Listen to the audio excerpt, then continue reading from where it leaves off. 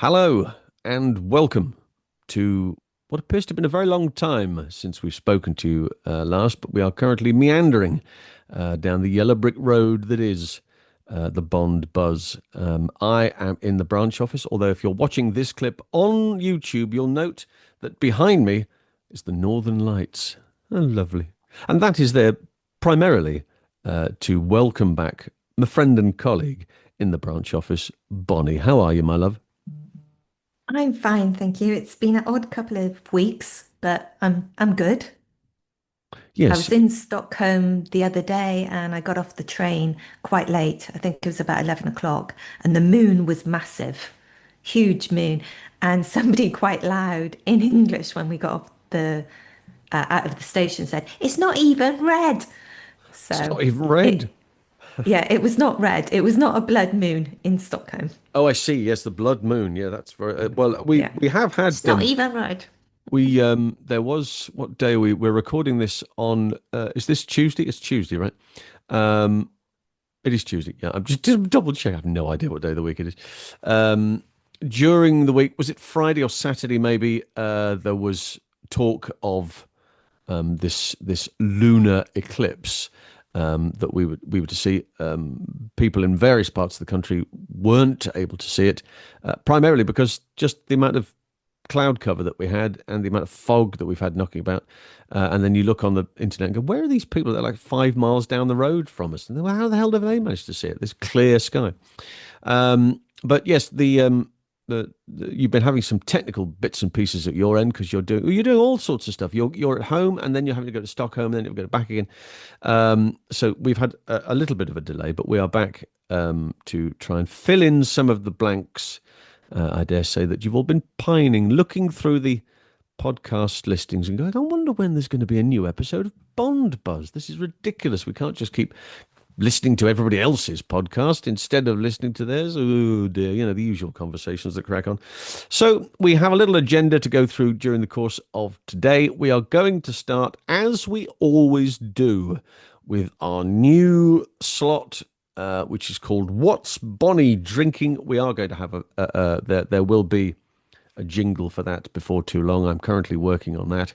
I wouldn't hold your breath. It's not going to win any awards, but it will sufficiently fill the gap. This particular episode of What's Bonnie Drinking is brought to you in association by Flexibus, who are currently taking my colleague all over her country at reasonable rates in order to get her from place A to place B.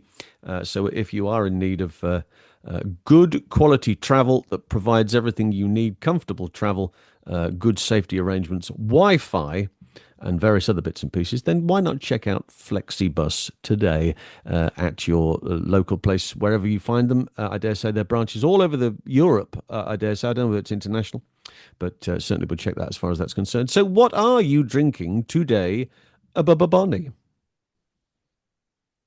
I bought a really unusual can of Angry Bird peach drink, Right. and then I left it in Stockholm. I see. So I've got Therefore, Pepsi Max. Pepsi Max, brilliant. In order for this, you know that in order for this particular slot to work on a regular basis, I'm going to need you to drink something way more exciting than simply Pepsi Max, or to be fair, Angry Birds Peach. You might need to, but lighter fuel might be the answer, and then have a sip, and then do the flame throwing thing, which would be huge. You imagine if that happened on online, people saw that, we'd go through the roof. We'd be viral if that's still a phrase that people use. So there we go. If And you'd just to like go to, back to that oh yes, Flexibus, because we're not sponsored, but I no, literally managed to get from Stockholm to Örebro for it was worked out about £12, there we go. and 12 pounds, which you that's could like two and a spend. half You could spend quite hours. happily on a pizza these days. Mm. Um, so that's pretty good travel and And they good go rates. all over Europe, and I am looking at maybe traveling. It takes 2 days to travel from Sweden to London Right. Well, give us by the dates, and then Flexibus. when you start to travel, we'll go to Sweden, and so we just miss each other.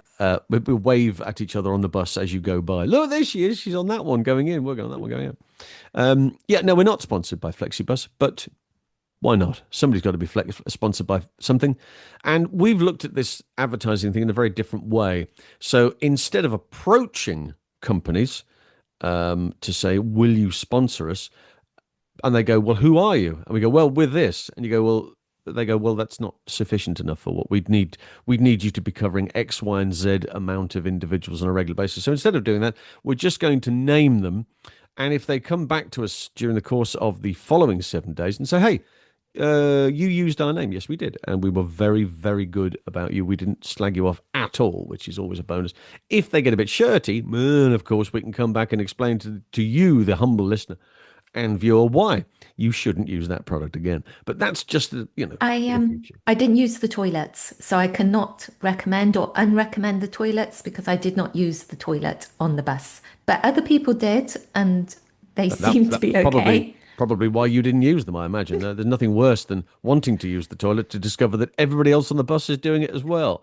But there I've was a bathroom, so maybe next time I can tell you if the toilet was okay. Yeah, I mean, I'm not the Or biggest fan of maybe not. I'm not the biggest fan of toilets, if the truth be known. Being in a band, we get to go and play all sorts of places. I'm still in a situation where only on very rare occasions are you given a dressing room or somewhere where you can physically go to. 9 times out of 10, after one set or the second set, when you're done, you are very warm. You've got a towel with you. You've got some deodorant, change of clothes. You want to go somewhere and change. 9 times out of 10, it's a toilet. And 9 times out of 10, there isn't even a shallow end. So it's you go, I think I'll, and then you go and do what I do, which is 9 times out of 10, go to the car and just change in the car or change next to the car. Primarily because it's cooler outside and it's not full of punters, which is always nice. So yes, toilets, funny old thing. Never really understood why pubs and clubs and various other bits and pieces. But if buses are getting it right, then that has to be a good thing. Airplanes always seem to get it right as well. That sort of trains. Here's a thing I didn't realize until very recently, that you weren't allowed to use trains in the station. I seem to remember this from a while ago, because when you hit the flush button, because it's often either a button under your feet, you pump it and it disappears, it flushes away, but it lands on the track and disappears, which was the reason why you weren't allowed to use it during its stop at a station. And I didn't realize that until fairly recently. If anybody else knows that, why didn't you tell me? This become new news to me. Anyway, enough of this idle banter. We're going to be talking about Bond and the buzz around Bond this particular week.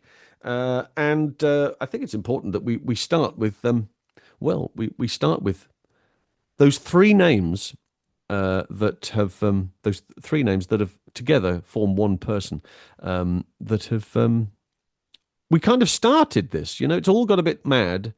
It's all got a bit strange. And we happened to mention that Scott Rose Marshall, had been considered, and there was a story that he'd even auditioned and had spoken to and had read-throughs and blah de blah. And we thought nothing of it, and we sort of played the whole thing down. And then the next thing we know, well, he's in a couple of quite serious lists of individuals. And then another week we look, and then he's in broadsheets and he's in all sorts of bits and pieces. So what this fascination with Scott Rose Marshall, we are taking responsibility for him. I don't care what anybody says. Is it warranted? I mean, really? Do you think? I still, as far as I know, have not seen him in anything. And I Good couldn't pick him idea. out of a crowd. And yeah, the Hollywood Reporters picked it up, and Town and Country has picked it up. Town and Country. There's a very important read right there. Um, yes, very important read. Town and Country.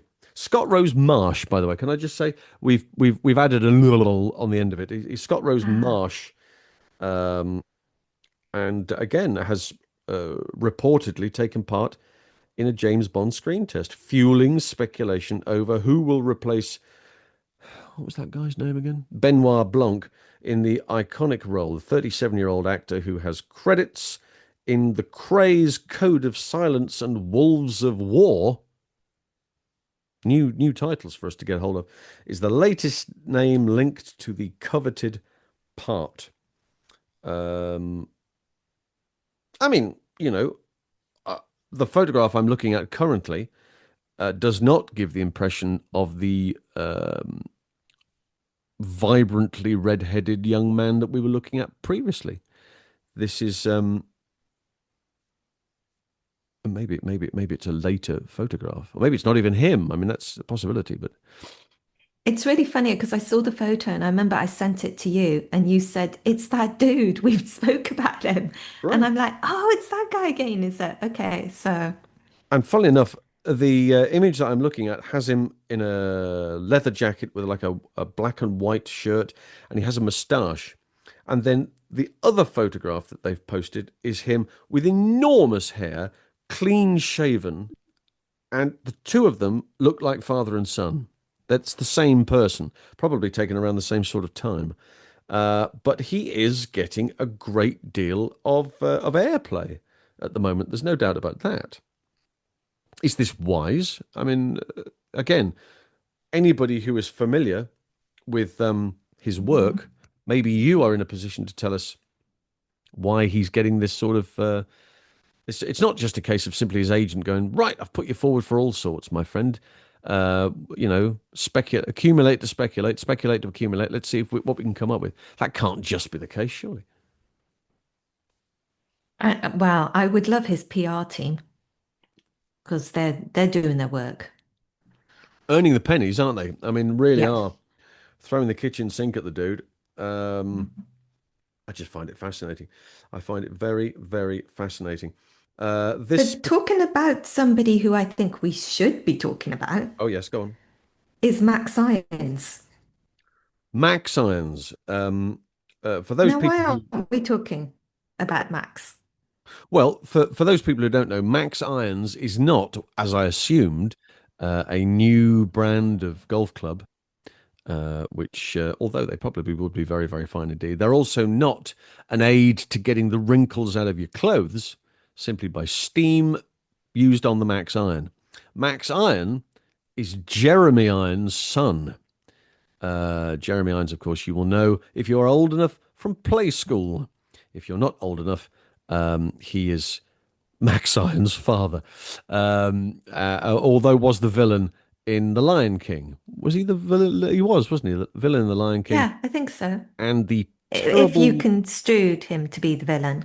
the voice of the villain, Yeah. and was also the really awful cousin of Alan Rickman in Die Hard 3, Die Hard with a Oh, Vengeance. yeah. Yeah. So that's where all that happens. But a very fine actor. Um, and his son Max. Now, the question has to be asked, why? Why are you saying that he's not in the running? Why? What's he got that nobody's ever picked up on? Because I've looked at, we do from time to time, we go through all the lists and bits and pieces and all the names. Never mentioned. He's never been mentioned at all, ever. Why? Why do you think that he should be in that considered list? Well, let's go with the obvious, what he looks like. I mean, he's very easy on the eye. He's very English. He's the perfect sort of gentleman. I He's think you'll got find. the I think you'll acting find he's Irish, pedigree. but yes, okay, that's all right. Fine. Sorry. He's got the pedigree. He's been doing chopping his teeth on sort of Agatha Christie costume dramas. Hmm. I'm pretty sure he went to RADA, if I remember correctly. And I mean, if you were to describe Bond, he's very close to being Bond. And I'm confused why, Scott, I'm looking at my notes, Scott Rose Marshall, Scott Rose Marsh. who Yes. does Marsh, is being talked about instead of somebody like Max. Yeah, it is. It is odd. I mean, obviously, he comes back from a fairly steep acting pedigree. He's 39, so he's there or thereabouts, the right sort of age. And again, you look at it and go, in order for him to be 39, they have to be born in 1985. I mean, for God's sake, there are so many youngsters about these days. It's ridiculous. Um, his alma mater is the Guildhall School of Music and Drama. And of course, his parents, Jeremy Irons and Sinead Cusack. Um, well, the Cusacks are a formidable acting dynasty started by their grandfather Cyril Cusack, who was in practically every movie if you ever needed a movie that needed a token Irishman in it in the 50s and the 60s, then Cyril was your man. So lots of that going on, but is known for his roles in films such as Red Riding Hood in 2011, The White Queen in 2013, The Host in 2013, and Woman in Gold, Woman in Gold, not Women in Gold, Woman in Gold. It was a television series called The Wife as well, which he's been a fair bit of. And a spy, and so I suspect this is where this has come from, and a spy thriller series called Condor. You familiar with this? 2018 to 2020, ran for 2 years apparently. I wasn't aware of that, so I might have to go and check that out and see what that is all about. But I mean, again, we're only going on general. The fascination is that from an actor's perspective, his father does this as well. You know what Jeremy Irons looks like, and then from one role to another, there's like a something happening physically, and he's not. And we're not just saying, oh, it's a CGI thing or it's a makeup thing. There is something happening that is maybe dramatically changing his appearance, but he's doing it internally and making it externally a different look, you know? And if you look at the photographs on the internet of Max Irons, they are varied. They are very, very varied. And it doesn't look as though, it's just a case of a slight hairstyle change, a slight color, a slight this, a slight that. And all of a sudden, he's dramatically different from one role to the next. So maybe that's important. Maybe that's something that does need to be looked at. But nobody's considered him currently. But um, do you know his full name, by the way? Can I tell you this? He's known as Max Irons, right? Because that's his name. But his full name is Maximilian Paul Dermot Irons. And Dermot spelt in that classic Celtic way, Diarmuid, which if you pronounce it phonetically is Darmude, but isn't actually a word. Dermot is how that's pronounced. So, and you can follow him on Instagram at official Max Irons if you want to do that. Remember, there is a difference between following and stalking, ladies and gentlemen. Can we make this absolutely clear? We don't want to get anybody getting into trouble simply on the basis of you bumping into your man at the corner shop. All right, let's not go mad. Yes, it's your man from the telly. Hey, how are you? You well? That's great. That'll do fine. You don't have to then go through his bins. That's Bonnie's job. She goes through the bins of everybody because that's where they try and hide their rubbish. And we won't let them do that. She has a mission to get to the the detritus at the very bottom. That's where the good stuff is, and she does it. She's absolutely wonderful doing it. This is why I don't do it. My nails. If you looked at my nails, they wouldn't stand tin bins, mate. I tell you that for a start off. So yes, Max Irons. There's a name we haven't conjured with for a while. Maybe check that out and see what the deal is as far as Max Irons is concerned.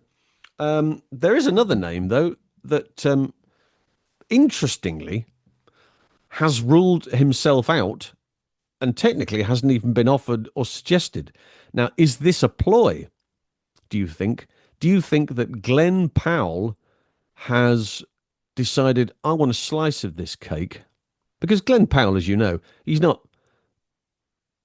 massively unemployed. I mean, he's quite a busy boy. He's just done the Running Man movie and a fair other bits and pieces and is being predicted to take over from Tom Cruise in a number of franchises and various other things simply because he's Glenn Powell. He's a bit chiselly, looks pretty good, but as we discussed earlier, he's the everyman, isn't he? He's a kind of everyman, but you're not overly keen on him, are you? Do you want to let the boys and girls know why? There's something about, I mean, I've seen him in lots of films. Seen him in like Hidden Figures, Top Gun, Tom, Top Gun. I'm looking Tom's forward to gone. seeing Yeah. Running Man. Yeah, Running Man, and yeah. looking forward to seeing Running Man. I saw him in something called Anyone But You. Mhm. He did another one when he played kind of like a fake hitman. So I've seen him in a lot of stuff, but there's just something about his face that makes me want to thump him. I think it's because his maybe his eyes are too close together. I don't know, but he's got that face that you always got one friend who goes down the pub every so often and gets thumped. Maybe Yeah. you don't. And somebody goes, "Oh, so and so got into a fight," and you go, "Oh my God!" And then they say the name, and you go, "Oh yeah, obviously, Yeah. yeah, it would You be got that him. He's face. got that kind of face." Yeah. What were you arguing about? Well, we weren't really. I just walked in and two people thumped me. Why? Oh, I don't know. It happens a lot. Yeah, that sort of there is that bloke. There is that guy that gets lamped on a regular basis for no obvious reason, or gets picked on in queues for not pushing in, all that sort of stuff. That's an interesting point. What Glenn Powell has done is he has, and I don't even think that he was asked the question. I think he genuinely just came out and said, that there are things that I can do, there are things that I can't do. I'm definitely not going forward for the Bond job. That's something I'm just not doing, which kind of took the reporter back a moment as if to go, well, I never asked you about that. It's weird, double checking notes and bits and pieces, assuming that he was going to make an additional point in relation to roles he had turned down, I suppose. Everybody always wants to know about those roles that they should have done and they didn't do, and they wouldn't be living out of a camper van now because if they'd said yes to that one role. But he almost offered it, and yet nobody asked him. So either he's genuinely interested about going right. I'm done. I don't want to have anything to do with this. It's far too complicated. Or he's thinking, I want a bit of this. Let's do some reverse psychology here. Let's not wait for them to ask the question. Let me give them the answer, and then they can go, hang on, and then they can start to speculate further. Maybe that's the direct. Maybe we're the idiots here. We've not seen this, and Glenn's gone, I've got a cracking idea. As long as people don't want to punch him in the street. I mean, you do. I mean, yeah. And also, can I just say, I can't make a similar comment in relation to any female, by the way. You've just any woman, actress, whatever. I can't go, do you know what? She's got that face that says, I'd just like to slap you. I can't do that. Yet it's okay for you as a woman to go, he's got one of those faces that just needs a beating. So that's where we are in society these days. Yeah, but I can't picture a woman's face that I would like to thump, though. Now see what you've done now is you've reversed the whole thing, and now it's on me because you know that in my head I'm going, well, for a start off, and definitely her. And oh, not her. She's definitely in it. Who was that woman in that? Yeah, yeah, But I can't do that out loud. There's too much stuff going on in the world for me to add to that list. If I was in a long-running soap opera, I might get the push. Lots of people do, apparently. At the moment, it's all the rage. Although I have written in my notes, Glenn Powell brackets punchable face because I thought that was important for you to make a note of that. So yeah, I think we can. Glenn's either being very clever or not, and I suspect I'm wanting to think that he's actually being quite clever about the whole thing. Although the next point is quite interesting, and you pointed this out. There is a man who is still in the running, even though everybody and their mother have kind of ruled him out. And yet his odds are getting shorter and shorter and shorter. So he's getting up and up the list. Tell us about the Henry Cavill thing because it's quite interesting in that respect that he kind of ruled he didn't rule himself out. The public kind of well, he's too old, particularly when Barbara. You remember her, don't you? She was in charge of the movies at one point. And the brother-in-law, what was his name? Michael, that's him. When they were in charge of the films, they said, well, he has to be a certain age. He has to be this, he has to be that. Okay. And he came second to DC for the casino job and missed it by just that much. But now all of a sudden it's going in waves. 1 minute, oh, Henry's the greatest, and I think he would be terrific. But they're going, no, no, no. The director wants somebody who's much younger. The producers want somebody. Okay, fine, rule him out. And then he just keeps coming back in more waves and waves. What did you read that started this in the first place? Well, I was back with the Daily Mail, like you do. And the thing with Henry is I don't think he should play it because I think he's done too many other things. He's played Sherlock Holmes, he's played Superman, he's going to be Highlander. I think he's played too many iconic, and also he was Napoleon Solo. I think he's played too many that I can't see how he will become Bond. I'm just going to see Henry Right. instead of Bond. So every time he says, "Oh, he's too busy doing Highlander" or "he's too old," I kind of like go, "Okay, cool, let's move on." And then they do something like his odds get better, and you're going to explain that to me. I don't understand odds. I understand when something is even Stevens or 2-1, but now Henry is 3-1. So what does, if I put three on, do I only get one back? Oh, okay. So, well, originally there was kind of an 8 to 11, 9 to 11 type thing. Let me explain that first because that's slightly more complicated. You are right in respect of, let's say, 10 to 1, right? If you are looking at a horse race, a bit of advice here, folks. This is not a sporting podcast, but a bit of advice. If you are a mid-div bookie, right, and you think, right, I'd like to earn a little money back from here for the shortest amount of payout that I can possibly put out. So the idea is that if you have I use horse racing as an example because I like horse racing. You have a field of 20 in the race, and everything's going according to plan. The odds are on the basis that the horse is in form, the stable's in form, the jockey's in form. The track, well, the track is left-handed or right-handed because the horse will prefer going left-handed or going right-handed often. Um, so you look at the thing and it's 10 to 1. You go 10 to 1, that's not bad. What it means is that technically speaking, for every pound you put on, you get that same amount back, you know? So for instance, if you put a pound on at 10 to 1, you get 10 plus your one back. So you get 11 back, right? So it's a simple way of looking at it. 10 to 1. You put one on, you get 10 back plus your original stake. That's the idea. In layman's terms, if the odds are really short, you have to put lots of money on to get potentially lots of money back. If the odds are much bigger, you back a 250 to 1 outsider, you put a pound on, there is a possibility of you winning £252, you know, at the very least, if it comes in first. So if you back them each way to finish in the first four, often you will get win and place. So the prize for winning, and then you'll get your odds back for each way as well. So So that's the Henry simple way of looking at it. So is Henry is currently what, 3 to 1, did you three to say? one. Mm. And I think that there's you three chances to win one alone. You know what I mean? Okay. So uh, odds in racing and odds in individuals for a certain role, it's a popularity stakes more so because what you're doing with horses is you're looking at ability. You're looking at ability. You're looking at the Mm. distance. You're looking at the ground.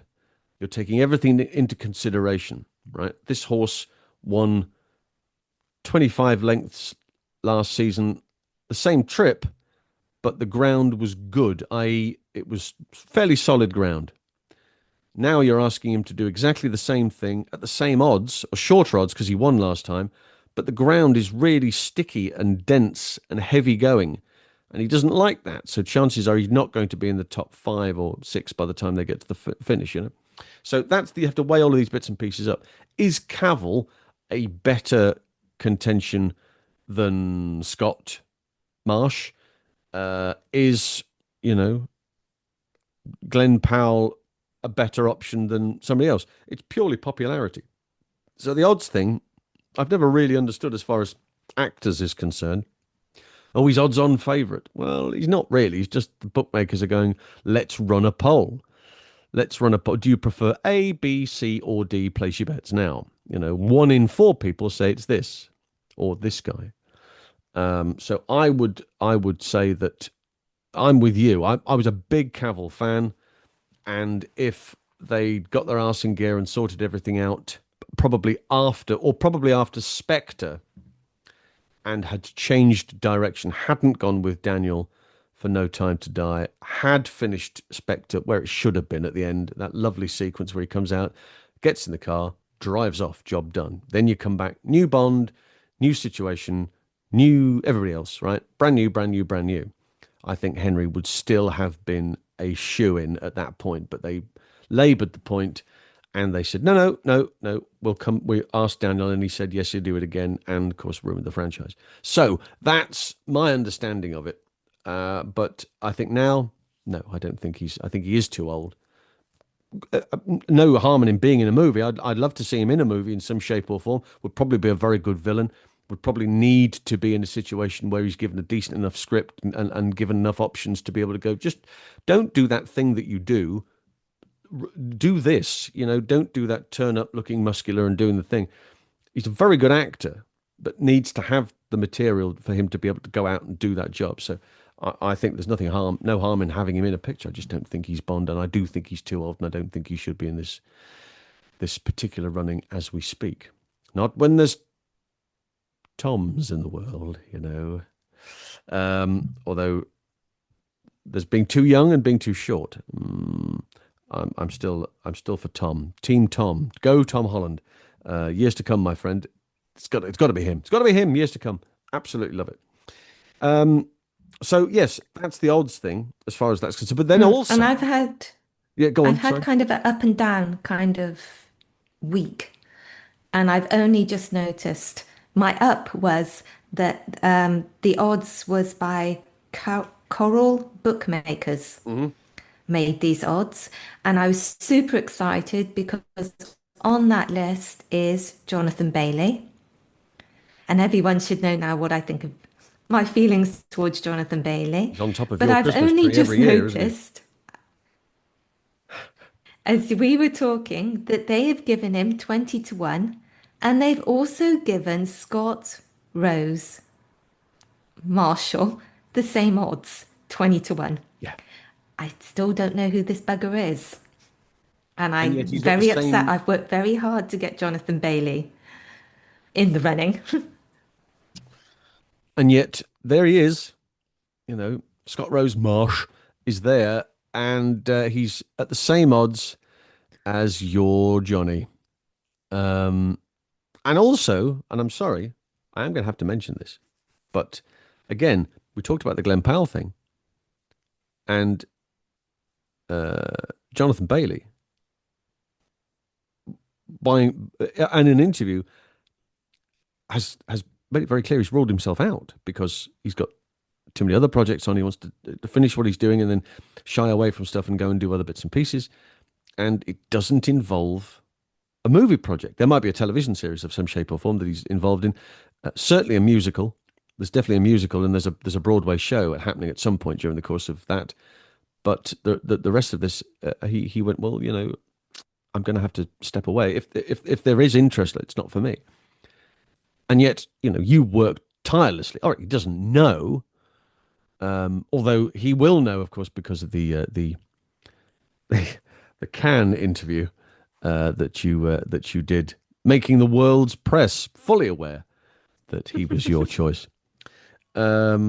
So maybe that information has Nobody trickled asked back. me. Nobody asked you, but maybe that Nobody has asked me who my choice was. I just decided to just put it offered a out there. choice. Exactly.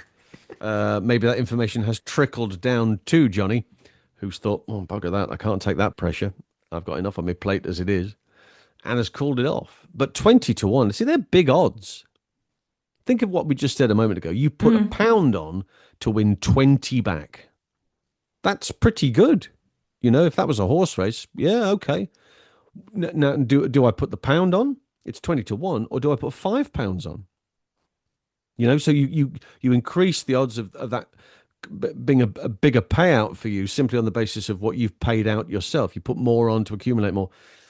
But again, because it's not about ability or anything of that nature, I would understand the whole odds thing if, in order to get the role, they all had to race against each other in some sort of superstars type event, running around a track, cycling, doing squat thrusts and push-ups and canoeing and all that sort of stuff, and go, right, this year we are now choosing this man to be the James Bond. Okay, that makes perfect sense. And the odds to that would make perfect sense.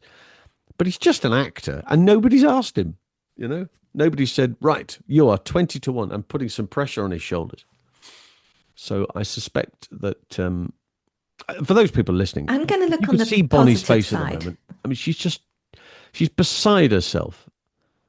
I'm going to look on the positive side of this. Right, He's stepping away from acting. He's taken a short break because he wants to concentrate on his charity work. right, Top bloke. But this also means that he's kind of cleared his workload. So if Bond did come along, he's not attached to anything. Whereas Henry has got, countless projects. He's all dressed up as Highlander. He's busy. I just want to point out, Jonathan is now telling you in a roundabout way, he's not busy. right. So, And he's a top bloke because he's doing his charity work. so what you believe is that he's taken the Glenn Powell approach to all of this by telling everybody, "Look, I'm not doing this. I'm stepping away because I want to focus on my charity work," which is actually his way of saying, "I'm not doing anything else. Come at me with your offers for Bond." Is that where you think this is going? I bloody well hope so. Oh, fabulous! I love it. Um, I also love that the phrase "stepping away to look after my charity work" was often a phrase used when people got sacked or they got thrown off something. "Oh, you're not in that anymore?" "No, no, no. I stepped away from that to focus on my charity work." "Oh, I see. Oh, very good." And I'm not suggesting for a moment that he's been sacked from anything, but it's just something that often, and when they say, "Well, I'd like to spend more time with my family. I've decided that I'm stepping away from the lead in this multi-award winning billion-dollar franchise because my Aunt Hetty's not terribly well, and I'd like to spend more time with her." You've been sacked, mate, is what's happened. That's what's going on there. Another name, Then if we sort of circle, oh, I was going to bung Pierce Brosnan back in. bung him in. You can bung Pierce any way you like. He clearly needs, it doesn't need the work. I mean, he turns up for the opening of an envelope. God love him. Have you seen Thursday Murder Club? Yes. Okay, I'm sorry for your loss. I've And seen it too. I'm a fan of the books. Yeah, but these are not the So, books, though, are they? I think that's one of the no, arguments, isn't it? no. A big problem is they change two quite big things that are in the book, Is it the plot and the which words? will which will cock up the future books. So I don't even know Ah, why they did it. right. I'm not I don't have a problem with the director, Chris Columbus, but I think he's made it too whimsical. He's took the books, please read the books, they're much darker, more realistic. I thought Pierce Brosnan was one of the best things in it, but he's not anywhere near the description of what Ron's character is. So it's very confusing to see somebody act their little heart out when it's just you're not actually what was described. No, I think it's interesting. From a lot of the general chit chat around all of this and in connection with the casting was that the casting is so left field from the characters, and I think that Chris Columbus has a big part to do with that. He's got a track record of being a spectacularly clever director. This is the guy who wrote Gremlins, and then directed, of course, Harry Potter and Home Alone, and it's just fabulous, wonderful movies that has really put him up on a benchmark. And when I don't know how it worked, whether Osmond's publishers pitched the idea to studios and they got a deal on the basis of that. But the choice of director, I'm not entirely convinced. But I was listening to Richard Osman has a podcast called That's Entertainment. Um, uh, that's Entertainment, or this is it's got anyway. You'll find it. But I'm thinking that he was talking in relation to that and suggesting that he may not have had choice as to directorial, but from a production point of view, is Spielberg's involved in this in some shape or form Mm. as well. So they've all I and they've would all like kind of to have worked together for some seen, time. yeah, I'd like to have seen Richard Curtis do it. Yeah, I mean that's the obvious choice, I think. But and I think that Mm. that's why when you have four actors like like Pierce, like Helen Mirren. Celia Imrie is a wonderful choice because she doesn't get enough. I don't think she gets enough front leading lady stuff. She was actually spot on for Yeah, she was Joyce. She was actually terrific. spot on. But Ben Kingsley just seems like a pointless exercise. I mean, he's wandered in and he's just doing he's eating the furniture. I mean, really just going in and doing level best to get the job done and go home. So I don't know. I think that that's the argument, is that the casting is sort of well out of left field. Now, I didn't realize that there's have they bought the franchise then? Have they bought like 4 books to go and do? Is this something that's gonna carry on? I feel like it is. I mean, I've read all the books so far. I'm waiting for the new one, which I think is coming out in December. I'm Right. reading his other book, which is he's took other characters. So I like the author, I like the books, but yeah, if they carry on, which I feel like they are, then they've shot themselves in the foot with the Yeah. two things they did in the first one. Yeah. Because yeah, I don't want to ruin it for people, but and I've heard Spoiler other alert. people Spoiler say, alert. "Oh, okay, do you want to hear the spoiler alert?" No. Okay, I can say it. No, no. Well, I mean, there's There's a character that they have got rid of who takes a big part in the second book and keeps growing. right. Yeah. I But see. they've got rid of that character, so it's a huge knock-on It's a effect. huge directional change as far from a writing point of view. And I feel that it came from the American side because the Americans are very in their films, if you do something wrong, you get punished or you die. That's just how they do the films. But in Europe, we have more of a wonderful grey area, which is why we've got anti-heroes. And in the book, there's more anti-heroes, which is, it's lovely. It's a more wonderful, grey, realistic way of looking at things. And I think to have Chris come in and he's just made it like, you did this, that's wrong, you have to pay for it, Yeah. without it being, well, why did you do wrong? Yeah, no It's the, explanations of it. That's right. mm, Well, it's still available on it's Netflix, isn't it? mm. Yeah, Netflix. If you haven't seen it, have a look, see what you think. Um, the one thing I I will mean, say, it's worth watching. It no, was I'm not disputing that. entertaining, it was worth watching, It's but worth it could have watching, been so much and better. more importantly, from our point of view, Pierce once again looks gorgeous. I mean, just he's what is he, 70 something or other? Every time you see him, you go, oh, fuck, look at you. Aren't you amazing? Look how wonderful you look. He's a gorgeous man. So on the basis of that, he wears a lot of denim in this as well, which is rather quite nice. Slightly longer hair, all that sort of stuff. Oh, man crush. I mean, to kind of like sum up the film, is there's a scene in it when Pierce Brosnan has to wear a suit and he wears the most comical suit and somebody says, "What, did you get married in that?" And he said, "Yes." And I'd love to have it to have been a suit that I would have kind of gone, yeah, that is something they wore in the 70s. Yeah, This suit was so out of something out of Harry Potter. I've never seen anyone wear that suit. yeah. You And certainly it wouldn't just get kind of married in like, it. yeah, it kind of summed it up that they went for the easy joke rather than putting him in like the purple velvet that I remember my dad wearing. My dad had a purple velvet, dark purple Wow, velvet crushed suit. velvet, nice. Yes.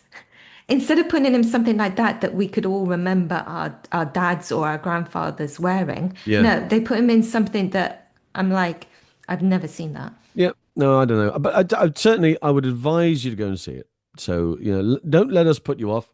Wait till you've seen it and then put yourself off. That's probably the best thing to do. I think I'd also like to mention about because this year, of course, Anniversary Central. If you are aware of your Bond anniversaries, um, we are 2025. Let's see if I can remember some of these. Thunderball is 60. Thunderball 65. 85. We got A View to a Kill, 40 years old, and is that it? And then Spectre. Spectre is 10 year 10. Can you believe it's been 10 years? 10 years since Spectre, which I've got to enjoy more over the years, I will say. I think it's actually quite an enjoyable picture. I've always loved Quantum of Solace. And for me, the last three were Quantum, Skyfall, and Spectre, and I think they work really, really well on each other. I kind of like Spectre for a great time now.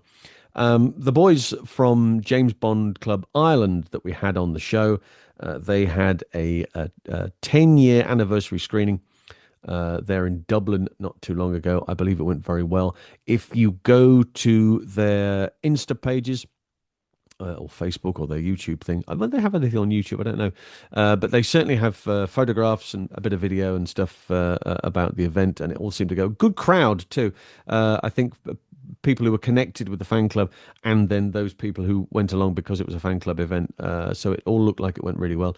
And of course, the obligatory pints, few creamy pints were taken afterwards, to have a chat and go through the film frame by frame.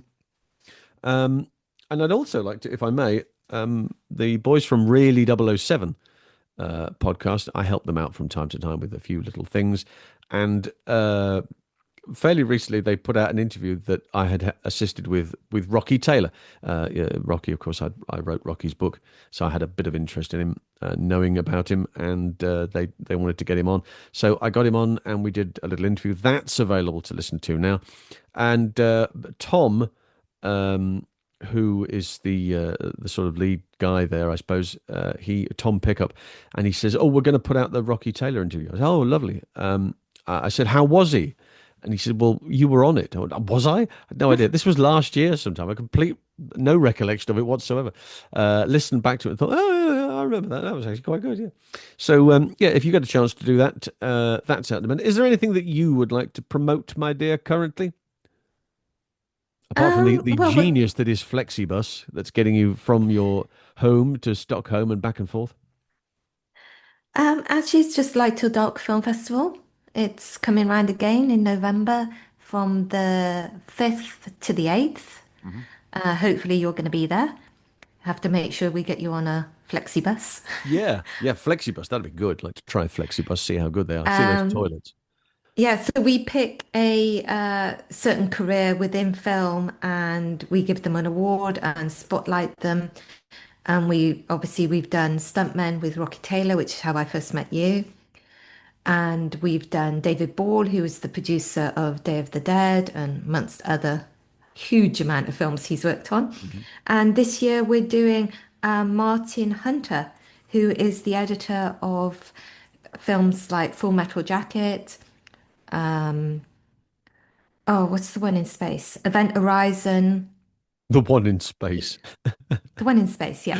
So Yeah, he's that done one. those kind of films. He's gonna be there so you can get to talk to the guy who edited Full Metal Jacket, Yeah, and amongst other things. to speak to an editor who Kubrick has decided he wants to edit his picture. Kubrick's a stickler for, certainly was a stickler for getting shots right and coming up with sort of new creative ideas about how to get this line from this point to that entrance over there and do it in such a way that you don't lose sight of what the plot point is that you're trying to make, but also that you get the best entrance for that actor there, and then it looks good all that sort of stuff, which must, of course, when Martin would have been doing this sort of stuff, would have been hundreds of feet of film, physically having to go on and do all of this in a physical cutting, splicing, blah blah blah stuff sort of way, and it will be fascinating. I'm looking forward Yeah, to speaking he's with going to be with him doing a about it. live commentary to one of his films. Oh, nice. Yeah. See, anybody who's really enjoyed the DVD commentary experience, and I am one of those people. I do occasionally will put a movie on and will go to the DVD commentary options and watch it.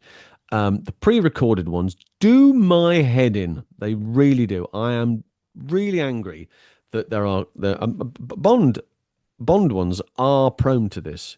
There's a couple of ones on the, is it the special DVD ones? I think there's a couple, and I think there might be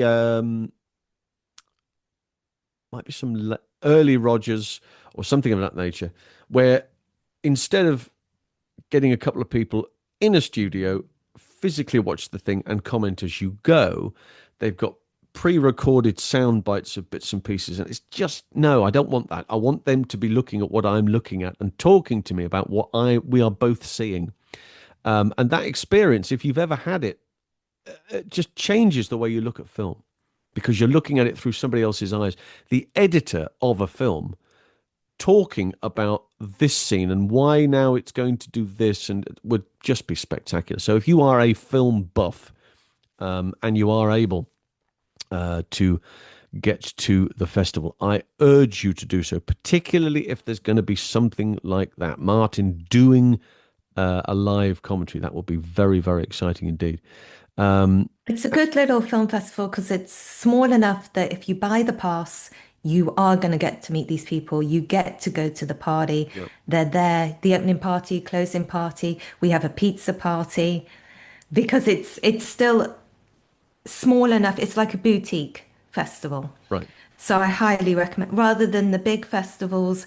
And yeah, they've got the big stars there, but you never get to see them or you Mm. can't get tickets to watch any of the films. Yeah, yeah. Yeah, it's I This really, is really like recommend it. perfectly. The Mm. I mean the parties are a bonus, let me make this very clear. But going for lunch in that little restaurant over the road, what a splendid place. I love that place. Can't wait to go back there and give that another crack. That will be Cocoa Thai Cocoa Thai, in in spectacularly Örebro. good. Really, really lovely. So looking forward to that. Right, well, that's about it then for this week. We will do it all again. Well, I'm not sure whether we do it all again next week. It Soon. depends very much on the world of Swedish transport and Wi-Fi. Evidently, having a bit of a glitch at one end at the moment. But we will do it as soon as possible. I'm going to put this up on my YouTube channel. There is a playlist which is dedicated to Bond Buzz, right? So if you go onto the playlists on the Behind the Stunts site, you would. And the reason I'm doing this, I've had to explain this on a couple of occasions in writing to people who've gone, why can I only see this on there? We haven't created enough content on the Bond Buzz YouTube site to warrant any length longer than 15 minutes. And editing 15 minutes down of you and me talking content, that was the word I was looking for, is really tricky. So, and I've got so much on my plate. So consequently, it's much simpler to put the whole thing out, which I'll do. I'll put it on my Behind the Stunts thing. There's playlists on there, and they are dedicated to certain categories. There's a Bond Buzz one. Go on there. You'll find all the episodes that we are now doing from now on. I think it started with one that we did, yonks back, and then the boys from James Bond Island, and then this, and it'll continue to do that, so it's much simpler. The podcast, of course, well, that will be out in no time at all, as soon as I've managed to edit the thing and do that as well, so that'll be pretty good. And if there's a Linktree link, which I will put in the bottom of the notes field down here. No, down here. Look down here. There, that's where it's going to be. And click on that, and that will take you to all of the social media options. All right, you can find us anywhere. Well, and that's about the size of it, I think. So until next time, it's bye for now. Bye.